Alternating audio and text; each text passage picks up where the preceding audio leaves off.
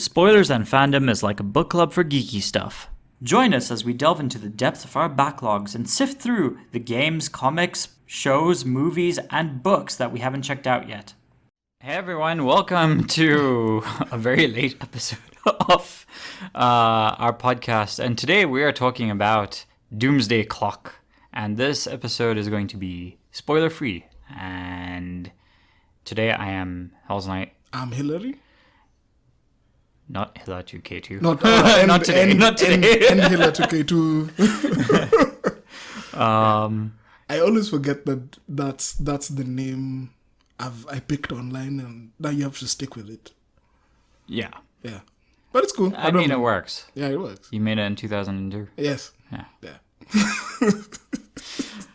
Okay, so Doomsday Clock. Doomsday Clock. This was your pick. Yeah. Why did you pick this? I'm a huge Watchmen fan. So when this came out, I was like interested, especially when because you see in all the marketing stuff that it's a relation between between the end of the Watchmen comic and now mainstream DC universe.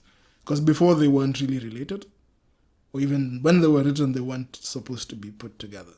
So now they've actually merged them. So it was interesting, especially since the previous like DC events that brought in like Dr. Manhattan. So seeing this, I was wondering whether is it related to that? Is it separate from it? So for me, it was just out of blind curiosity. I just wanted to see it. There are other events with Dr. Manhattan. He showed up, I think, in DC Rebirth. Oh, no. Rebirth comes after this. Yes, but Rebirth came before this, technically. Oh, okay. So yeah. I thought this explains Rebirth. It ties it in. It ties in with Rebirth and New 52. Oh, God. Well, is it New 52? Yeah. New 52. It's super complicated. Okay, it's not complicated. Yeah. It's just it's hard to decide what it is. Yes. I think. I feel like the way DC do like reboots over and over and over again. The reboots and the crisis events. Yeah. Which is the reboots are the crisis events. Yeah. So they do crisis events every so often. Okay. And a while after, they always do something that'll kind of retcon continuity every time. Yeah. Kind of like to redirect guys that this is what it is. This is where we are now. Yeah. Yeah. And this ties into all of that. In its own very special way and a very dope way that I liked. Yeah. Yeah. I don't know about you, but I got super emotional like in the second last and the last issue especially. The last 3 issues are amazing. Yeah. Yeah. It's an amazing story. So like you're a big fan of Watchmen. What are you reading from DC? Like, are you a DC reader? I used to be. Yeah. I really used to be. I stopped. I just fell off the wagon at some point. I got tired of all the reboots. I got tired of all that stuff. And I'm a fan of Batman, but I find that he's the cure-all. Whenever they have a problem, Batman is the guy to solve it. And every story has to feature Batman. And I got really tired of that. Yeah. So I just quit DC stuff for maybe now it's been almost 10 years. I'm going to find it so hard not to rant in this episode, I swear. No, go ahead. So my history with Watchmen, I have not read the comics. I instead just did one of those summary things. Like I watched the movie before I read the comics. And so I wanted to know more about the universe. So I watched summaries that explained what happened in the comics and basically the difference between the books and the movies, like what the differences were and blah blah blah. So I'm relatively familiar with Watchmen, but I'm not I would not call myself a fan or really someone really not knowledgeable about it. DC.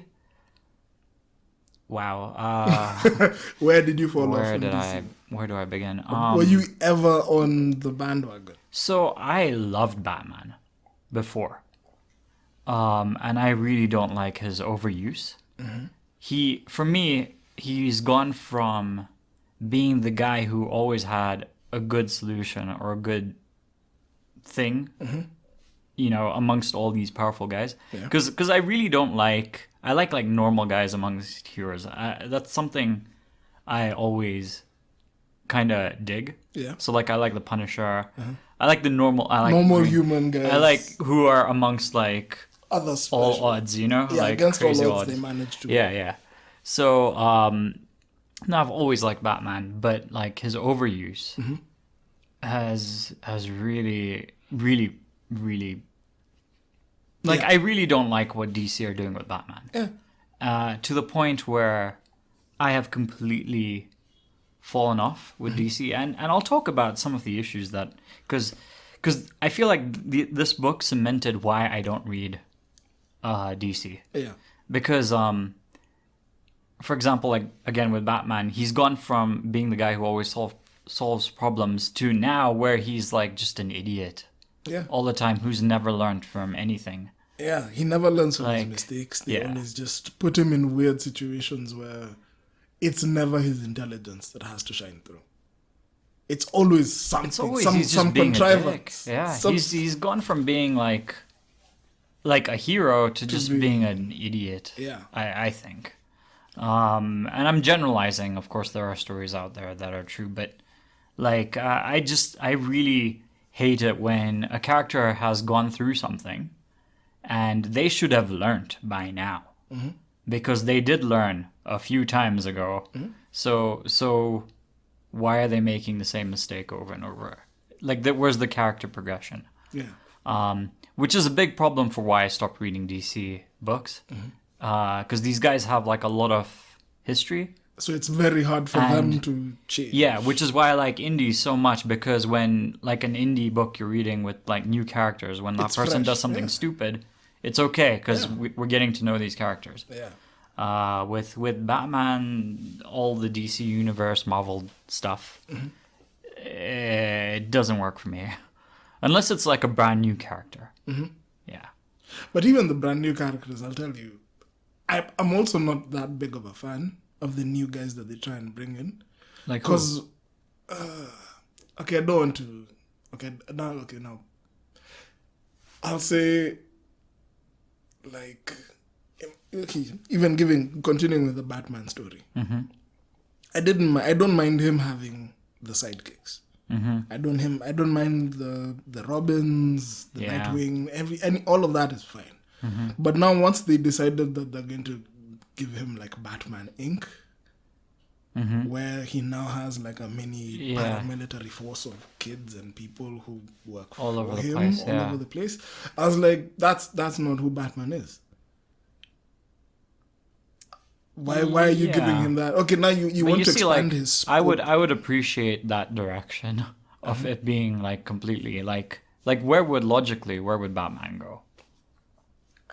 In my head, he would have to retire at some point. And he doesn't want to do this forever. Yeah. So he has to have He has to quit at some point. Yeah. So, yeah. Would he give it to many people or would he give it to one person? I don't think he should have given... Like, I have not heard of Batman a lot of those. He should die. Like, he should have stayed dead. I really stopped reading DC after the New 52. Because they brought him back. Yeah. Because they had done something really cool. They replaced him with RoboCop, basically. And that was super cool. And weirdly and enough, then no one liked it. Yeah. And so they brought him back without any memory, and it continues. I hate that. And you know, I was fine with RoboCop Batman. No, because it was such a departure, man. It was so cool. And imagine being such a badass that the only thing that can replace you is RoboCop. Yeah. That's high praise, whichever way you cut it. Yeah. Yeah. Anyways, I don't want this to turn into a rant, but that's my stuff with DC. I do like Batman, although this book did some things. That have made me question my choice to not read DC books. Because I feel like this book redeemed DC in certain ways for me. And would you say Okay, that one you just have to give the credit to Geoff Johns. He knows how to write DC through and through. Okay, so let's just get into it, right? Yeah. So, you've said that it ties in, like, plot-wise. Yeah, plot-wise, it ties in with it's a direct sequel Yes. to the original Watchmen comic. Right, and it ties in direct. It's basically, this book is a crossover book. Yeah, It is. it's a mini crisis, to be honest. It's a very typical crossover book. Yeah, At least with the way it. Well, yeah, with the way it starts, at least. It is very. It goes beat by beat. If you've read a crossover book, I have. It's the same thing.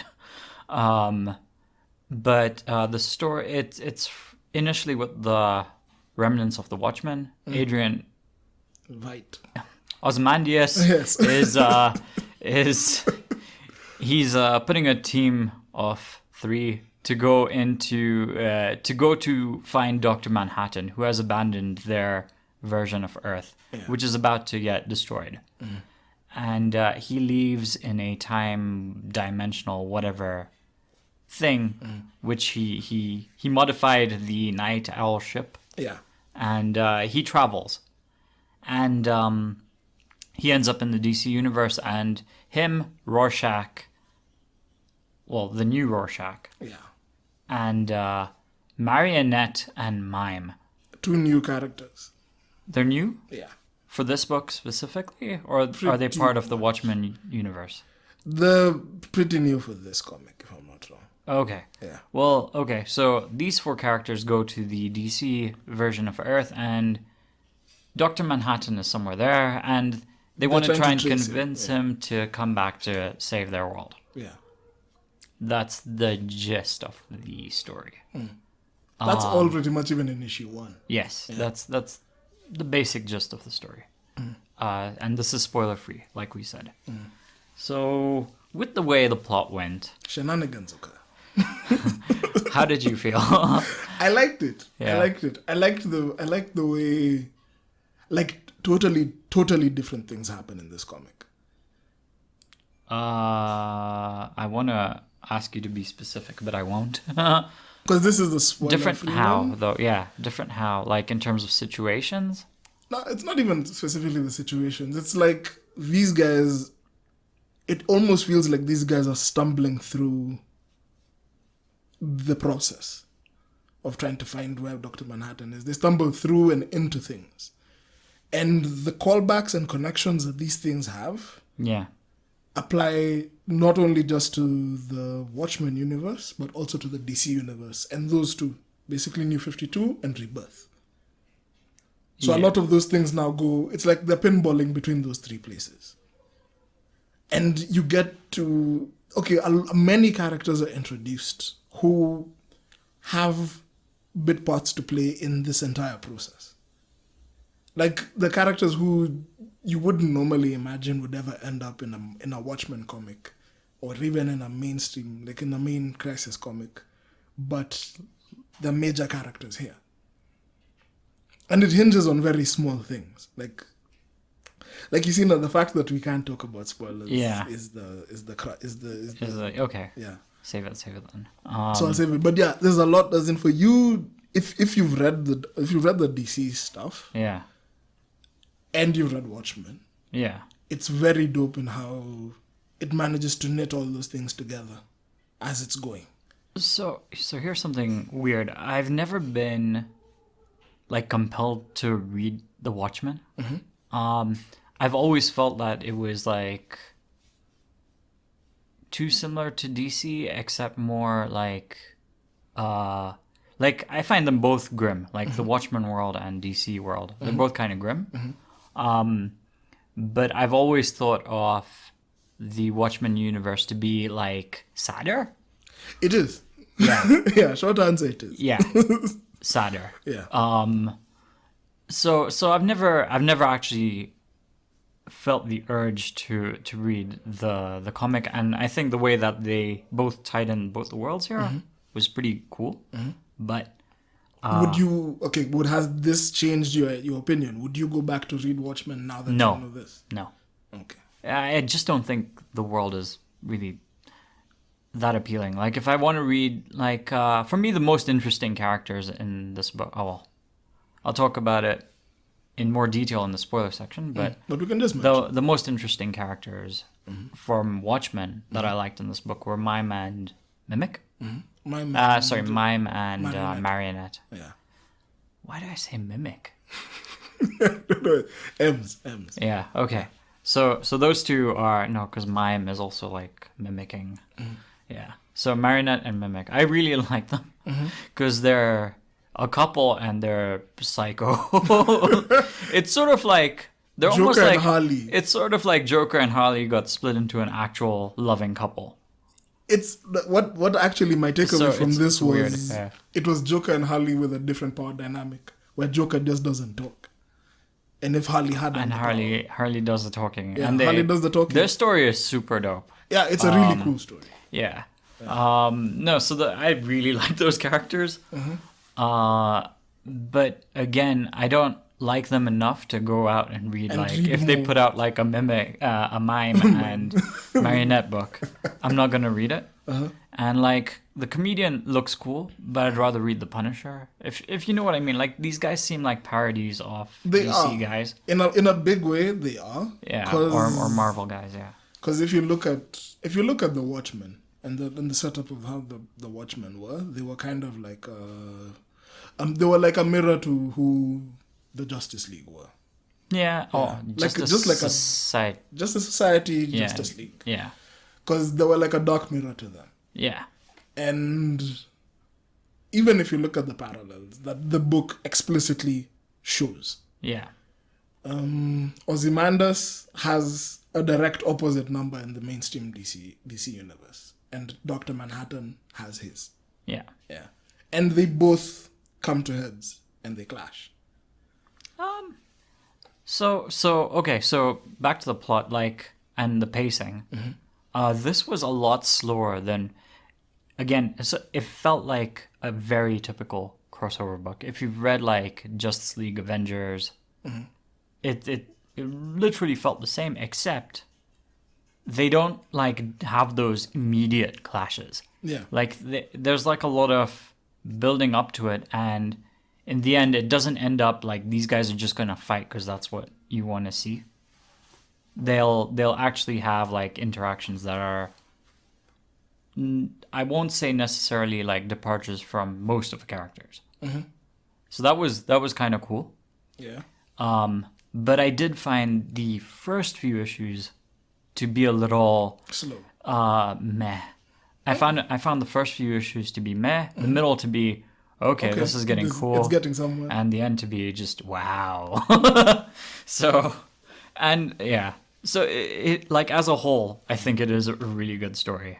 But you wouldn't go back to reading Watchmen based on this. If anything, this book makes me want to read Superman more. And I love hearing that. Yeah, this book makes me want to read Superman. I have not gone out of my way to read Superman specific books. This book makes me want to read Superman, and I don't want to read Batman. I'm tired of reading Batman. So, if I do pick up a DC book, it'll probably be Superman or maybe a Justice League, or I always said that I'd read Wonder Woman as well. Wonder Woman is dope, but Superman is super appealing for me right now. This sold Superman. In a big way. That's not what I also wanted to ask. Because now I knew you're a big Batman fan. And I have other friends and there are other people, even on the internet, who'll be they'll draw battle lines. They're Batman is dope, Superman sucks. Yeah, I was always like that as well. I don't want to say that I grew up. It just... the thing is, it depends on who's writing these characters, right? Yeah. And if you think about it, based off of this story, Superman's sort of the most consistent person who's never really changed. Yeah. And in terms of, he has learned stuff, but he hasn't really changed. And I like that because, like, with Batman and stuff, the changes are stupidly drastic. Yeah, like you can read like this there's no Batman versus consistency. any Frank Miller Batman. Yeah. They're totally different guys. Oh, speaking of which, this is something I noticed. The Watchmen universe and Frank Miller's version of the DC universe, they are so similar. Yes. They are like literally like Parallels. the same. Yeah. So the blend was not that hard. It wasn't jarring. Just sorry to come back to that. But yeah, like Superman feels like the most consistent character in DC. And it's like canon. Yeah. It's sort of canon. And now it explains Yeah, it's why. a good so coming into it, even not knowing anything about like Darkest Night or the other huge events, Infinite Crisis, Flashpoint, if you don't know anything about those, I know a bit about those, but you don't have to know anything about any previous events. In fact, if you have never read DC Comics, I'd say this is a good starting point. Because actually, yeah, it'll actually draw you in. It'll draw you in. Because it'll now explain why all these other events happened. Yeah. In a weird way. I really liked how it ended. To be honest. Yeah, I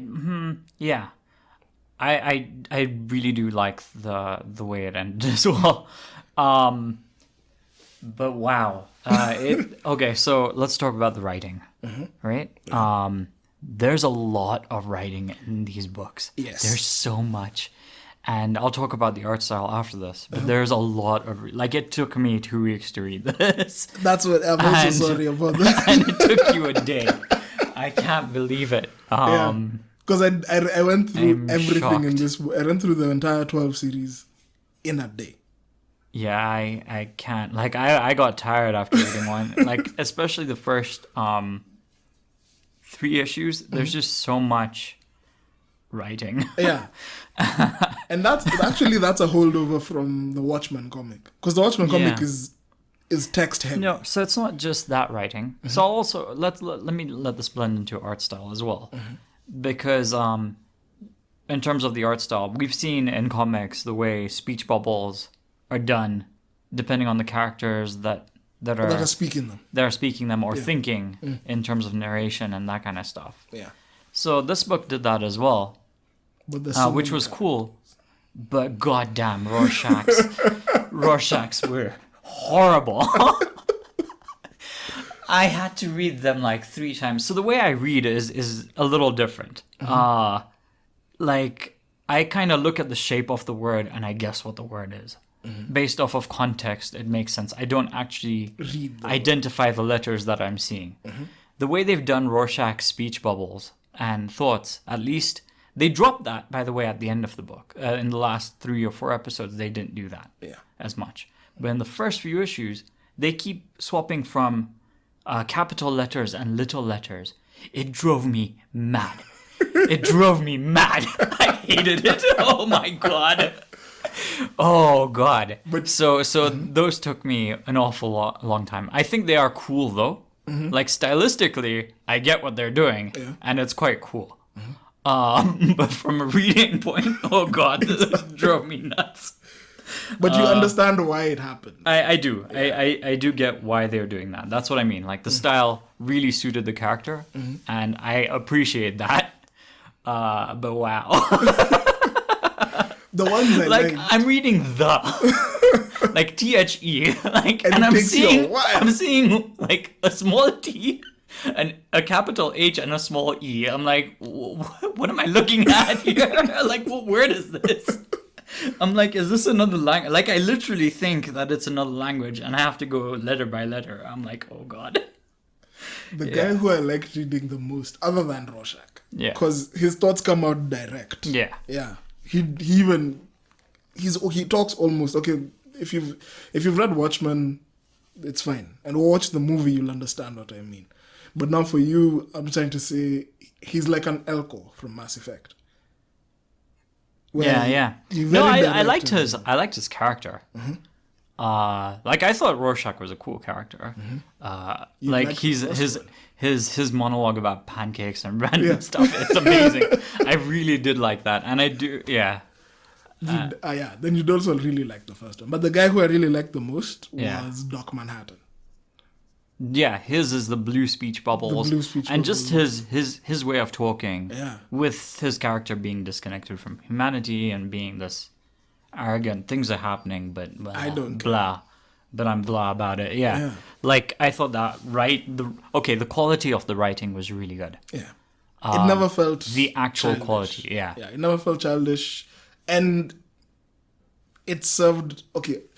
It served to drive the story forward. Yeah. All of it moves. It's a personal story, but it moves very well. Yeah. And something else that they do is there's a lot of, outside of the comics, like at the end of every book, they have these documents and letters and like the menu from a restaurant that you can read as well. Yeah, it's like an so there's a lot of reading in this book. Yeah, it's like an index of all the added like information that maybe you'd have missed out.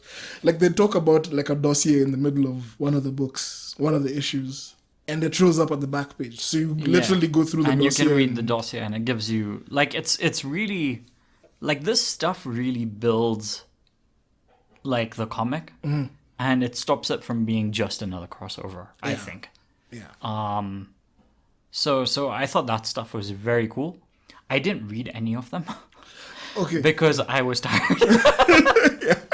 The only ones I read were you know well, this is going to be a spoiler. So there are a few that I read. Mm-hmm. But I'll talk about it in the spoiler section because it is a spoiler. Mm. But they're just like two that I read at the end. Okay. And the menu. Yeah, the menu. Which is the first one. I was like, is there a hint here of something going on? No, it's just a restaurant menu. But yeah, I thought that was very, very cool. And then, okay, for the actual art though. Mm-hmm. How did you like that? It's, okay, so if I have a knock, a big knock against this book, it's the art. Mm-hmm. It's very ordinary compared to the story stuff I've read. Like it didn't do. I can't say it did anything unique with shadows. Mm-hmm. Like compared to the stuff that we've read and maybe talked about on the show. Yeah. Spawn looked a lot cooler. Yeah.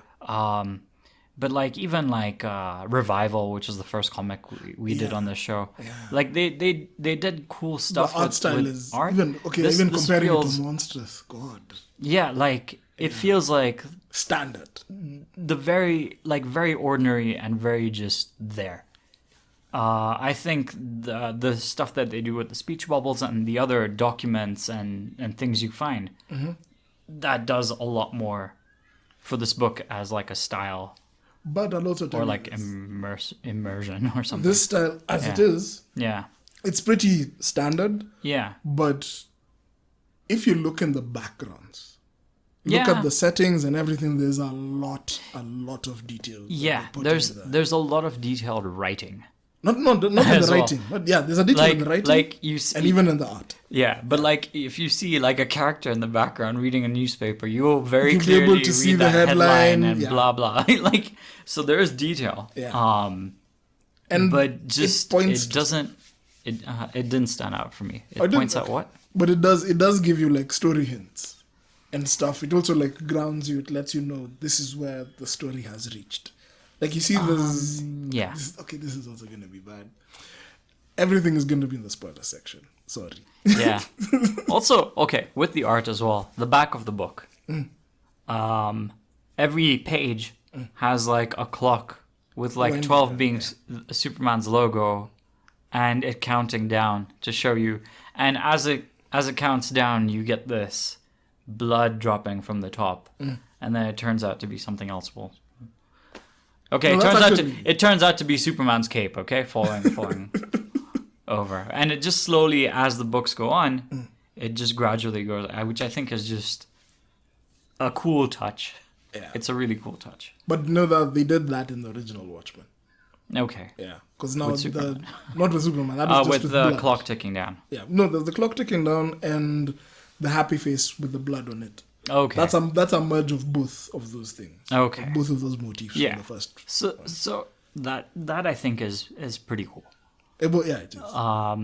Just to look at it after you've read the comic and just notice how it's slowly become more red. I think that's the coolest part of the art. But And it also serves to tell you how much stuff is at risk in the story. yeah. Yeah, because it advances the story. As the story advances, the clock is ticking closer to midnight. Also, I thought the women looked a little weird. How? I know that's weird to say, but there's a couple of panels where I thought Lois was drawn a little weird. Lois Lane specifically. Yeah, it just something about it looked off. Like, it's almost like she has like she comes from a different art style from everyone else there. It's really it like there's one scene where I think she's in the Daily Planet, and she looks so out of place in the office with all the other characters there. I didn't notice. Maybe I was looking at the words. So like I don't know. Like in the book, I wasn't such a big fan of the art. Okay. Yeah. Okay. For me, I don't know. For me, it was cool. Like I really dig the effort that they went through to put like all that detail.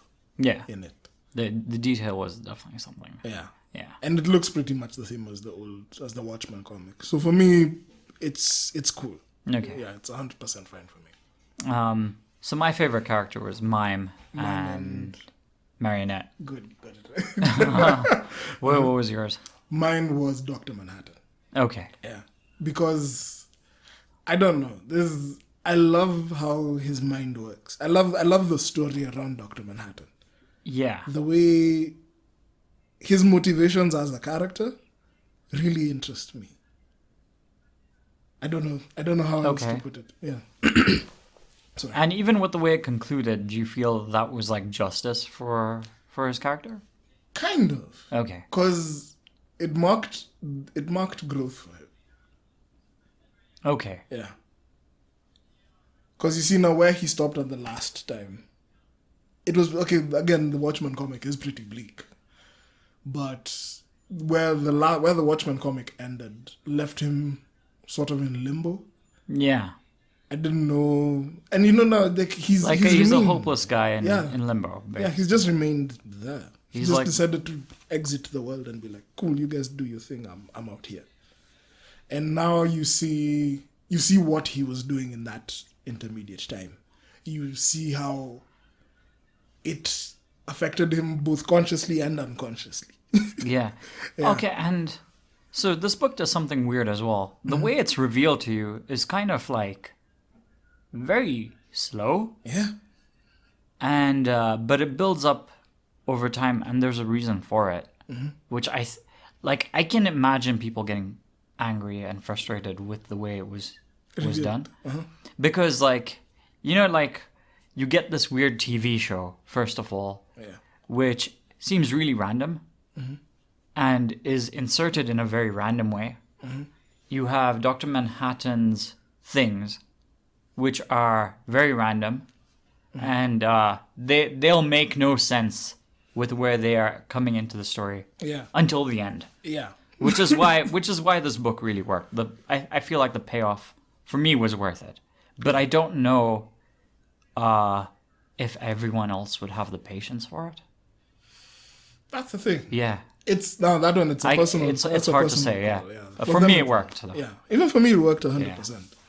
And yeah, like, and funny enough, again with this book, at the start of the book, I had a low opinion. First three episodes, I'm like, yeah, this book is like cementing why I don't read DC. And it's actually saying, it's actually shouting it at my face. This is why you don't read. The book literally does say, this is why you don't read DC. And then it just turns it around and say, this is why you should. Yes.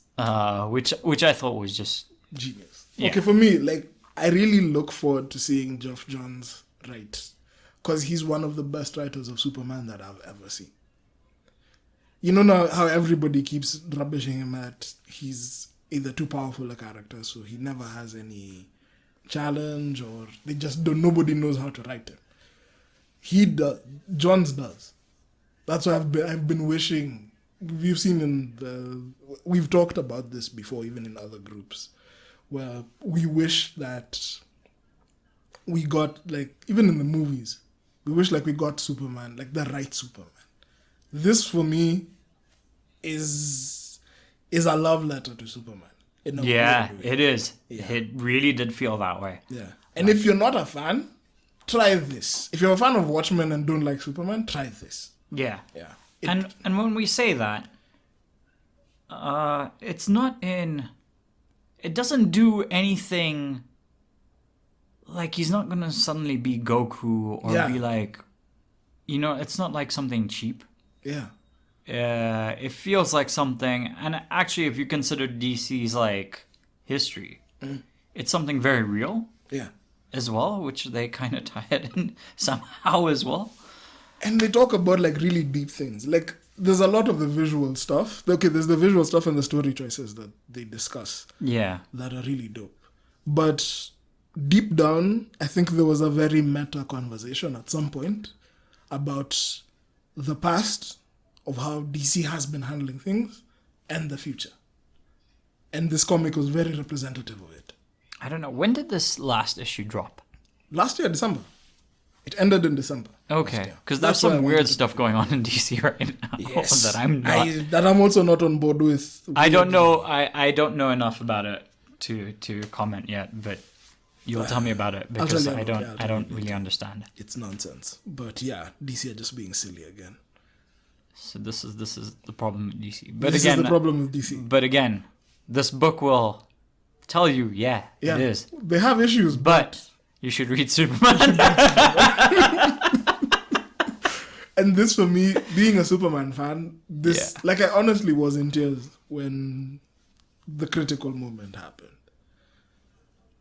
Honestly, I haven't cried because of a comic in a very long time. Really? Yeah. It was good. Yeah. For me, honestly, it really built it up. Yeah. It really built it up well. Yeah.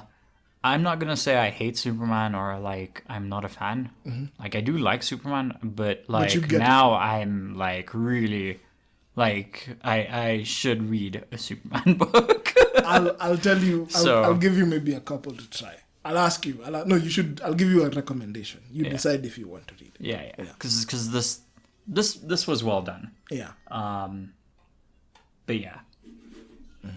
So how much would you like? How much would you rate this? Yeah, I would rate the. Oh God, I did not think about this. now so it started again. It started for me at a 6, and then it went up. That's good. Okay, for me, I'd take the 6 even. You take this. But okay, how much? Where would you give it? No, I think it's better than a 6. That's the thing. I would give it maybe. Gosh, because I really enjoyed it more than I thought. I'd give it an 8. High praise. Yeah. High praise. That is high praise for me. Yeah. Especially for lacking art style. If this book had better art, you'd give it a 10. It would be probably a 9. Okay. 10 is too high. 10 is a very very high thing. Because as it is, you've rated it even higher than Monsieur Jean. You rated it the same as what's it called? As Monsters. Yeah, I'd put it up there. Okay. Yeah. I did enjoy Monstrous more, maybe. Yeah, the story in Monstrous was... I did enjoy Monstrous more. But... Yeah, Monsters took us somewhere new. Yeah. Yeah. Oh, this place... This was new. Was something familiar that showed me something that I honestly didn't expect to get. I appreciate that. So maybe it's... In reality, this is a 7, but I'm giving it an 8 because it gave me something I didn't expect. Okay. Yeah. I'm giving it a hard 9. Yeah. I really liked this comic. Okay. This is one of the few ones where I read it digitally. Yeah. And I'll immediately go and look for the hard copy and buy to keep. I don't own the original Watchmen, but I'm going to own this one. Wow. Yeah. Okay. Yeah. So high praise from both of us. You guys should read this. Yeah. even if you know nothing about DC, even if you don't like DC, yeah, I think this comic is worth it. Yeah. Just as a way, like I feel like they did a crossover the right way, even though it's the same sort of plot. At least initially, it's the same sort of plot. You could argue that it's a very similar resolution as well, but I think the way they did it is should be the standard of how to do crossovers. Yeah. Okay. Yeah. Yeah. For me, this, if you're a DC fan, okay, everybody should read this. Yeah. But more so if you haven't read DC in a while and you've jumped off the bandwagon the same time with us when you're tired of Batman, you're tired of the samey stories and all that stuff, try this. Yeah. Yeah. This will give you, it's the same, but from a different point of view. And the stories of pancakes will make you hungry all the time. Like, I'm going to make pancakes for breakfast maybe for the next 5 years. The syrup was cold. I've never tried hot syrup. Now I have to. Yeah. Yeah. Fair. Okay. So yeah, that's... Should we end it? Yeah. Okay, so next time we're going to go a little deeper into this book and talk about spoilers. And I'll also include those writing things in the spoiler episode as well, like those panels, because those aren't from the actual book, but I just think they're very neat. Okay, cool. Yeah. So check you out in the spoiler episode. Bye. Oh wait, next episode. Oh yeah. Next time, we're doing a TV show, and it's my pick, and I'm picking anime. Because I really miss anime. And there's one called High Score Girl. HISCORE Girl. Yeah. It's on Netflix. It's about video games. And I think these two kids bond over video games or something. I'm not sure. Or it might just be a sports anime about video games. I'm not sure. Games? Street Fighter, specifically. Fine, I'm sold. Yeah. Cool. It's specifically Street Fighter, and it has like this arcade stuff. And it's a Netflix anime. So yeah, I'm picking that. Cool. 15 episodes. Cool. Yeah, so join us for that. But also join us for the spoiler episode. Also, we still haven't recorded House of Chains, but by the time you listen to this, we will have, so it's coming. Yes. And we finished that book as well. Yeah. But it'll come in between or after. It'll come after this. The spoiler for sure. episode. Yeah. Fine. Yeah. Oh, and one more thing. If you have read Doomsday Clock and you don't remember the story, Comic Historian's done a really good summary of that, so you can go check that out as well. It's quite detailed. Watchmen. A summary of Doomsday Clock. Oh, okay, cool. All the 12 issues that we talked to, that we read, there's a full summary. Like, it's as a playlist. So you go to Comic Historian's YouTube channel and just type that in. He has removed the graphic scenes, which do take away a lot from that. So he doesn't even mention them. But it's a good sense of the story. I'll go check it out. Yeah. All right. Okay. Later. Catch you guys later. Do you have an opinion on what we just discussed? Did we miss something? Tell us in the comments section and we'll read it in the next episode. If you're listening on Anchor, send us a voice message and we'll add it to this episode. Don't forget to follow our podcast on Twitter @SpoilFans for updates, and follow our Instagram for behind-the-scenes action @Spoilers and Fandom. Also, subscribe to us on YouTube and Anchor to get the latest episodes.